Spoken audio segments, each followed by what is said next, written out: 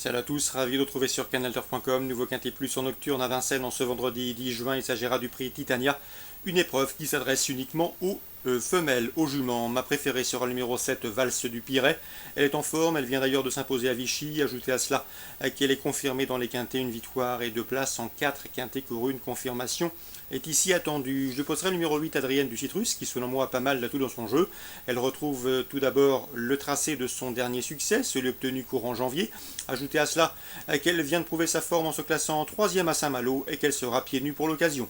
On leur associera le numéro 6, Valet d'Annie, qui certes reste sur 2 disqualifications, mais en dernier lieu à Cholet, elle n'aurait pas été loin de la vérité sans son incartade, preuve de sa bonne forme.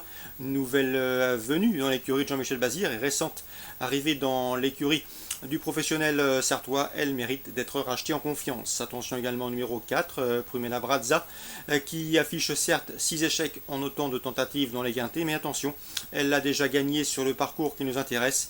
Et sachez également qu'elle a des références à faire valoir dans les tournois de ce genre. Le numéro 9, c'est Panko Dinabar, une jument italienne, qui affiche 4 places en 8 quintets courus, preuve qu'elle est confirmée à ce niveau. Ajoutez à cela qu'elle allie vitesse et tenue, à mon avis, elle peut venir corser les rapports. J'ai également retenu le numéro 14, Xea Venus. Xea Venus qui vient d'améliorer sa réduction kilométrique à Vincennes. Sachez aussi que Björn Rupp se déplace pour la piloter et qu'elle sera déférée des 4 pieds pour ce bon engagement au plafond des gains. Le numéro 10 dans cette épreuve, c'est Vedette des Landes. Elle n'a plus passé le poteau en tête depuis presque un an, mais elle a des références à faire valoir à ce niveau, notamment une 4e place obtenue dans un quintet courant avril à Vincennes. On s'en méfiera. Le 16, c'est Glad Hall T, une jument norvégienne qui tarde à confirmer ce qu'elle avait montré en Scandinavie. Elle affiche en effet 4 échecs en autant de tentatives à Vincennes, mais attention, elle vient de trouver sa forme sous la selle à Châteaubriand et à mon avis, elle peut venir corser les rapports de cette compétition. Il serait imprudent de la négliger. Le 7, le 8, le 6, le 4, devant le 9, le 14, le 10 et le 16, mes préférés pour ce quintet à Vincennes. Dans la deuxième, j'aime beaucoup le 111 Bakchiche. Il a vraiment pas mal d'atouts dans son jeu. Notamment, il reste sur plusieurs bons résultats, des victoires et des places de deuxième. Il fait face à un engagement intéressant au plafond des gains. Il possède le meilleur chrono du peloton sur le tracé qui nous intéresse et sera déféré des 4 pieds. Je lui opposerai en priorité le 210 Spartan Chronos, un cheval scandinave qui est à suivre de près pour ses débuts sur la cendrée parisienne, puisque ce cheval a été jugé digne de courir l'Olympia Travette fin avril sur l'hippodrome d'Oby, une épreuve remportée par une certaine Yura Inès. Donc attention à ce 210 Spartan Chronos, débutant ambitieux dans l'hexagone face au 211 Bakchiche. Dans la 6e, attention, 611 Darling Dureux, estimée par Sébastien Garato.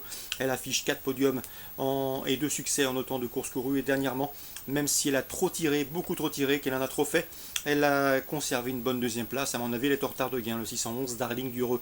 Concernant Rouen en Réunion 3, dans la 3e, j'aime beaucoup le 305. Dans cette épreuve, c'est Danseuse Orientale qui a bien débuté, 2e à Laval le mois dernier. Elle ne devrait plus tarder à ouvrir son palmarès. Dans la 5e, j'aime beaucoup le 512, Canning Jones, qui à mon avis n'a pas les gains en rapport avec son potentiel. Elle qui fait preuve d'une belle régularité depuis ses débuts. Elle n'a jamais terminé plus loin que 4e en 5 courses courues. Le lot semble dans ses cordes et elle a effectué une bonne course de rentrée sur l'hippodrome de la Capelle. Le 712 également que je vous conseille, à savoir Balzac du Châtelet, je vous l'ai déjà indiqué à plusieurs reprises, ça s'est bien passé, il a gagné.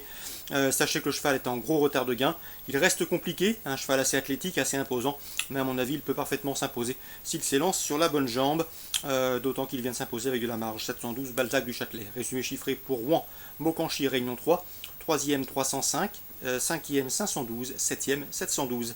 Réunion 4 Compiègne, un coup de cœur, le 101 Maquette, qui bénéficiait d'engagement classique, prix Diane, prix Saint-Alary, qui devait courir le prix Vento, qu'il aurait certainement couru si la piste n'avait pas été aussi souple ce jour-là à Chantilly. Ici, Maquette qui effectue une rentrée me semble en mesure de demeurer invaincue, elle qui n'a pas été revue depuis ses débuts victorieux, début octobre, sur l'hippodrome de Saint-Cloud, le 101 Maquette, qui me semble en mesure d'enregistrer un 2e succès en autant de sorties. C'est en Réunion 4 à Compiègne. Bonjour à tous, bonne journée, rendez-vous demain.